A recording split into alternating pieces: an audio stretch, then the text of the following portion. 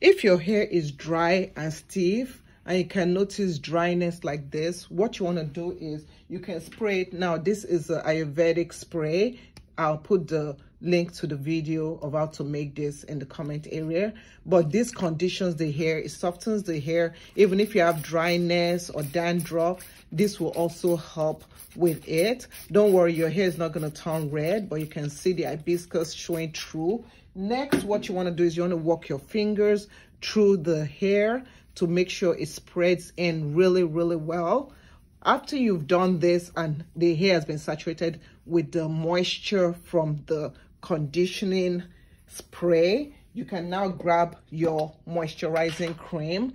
So this is the one that we use, and you're just going to take your moisturizer and apply the moisturizer through the length of the hair, paying close attention to the ends, and just walk that through, and you'll notice how the hair is becoming much softer.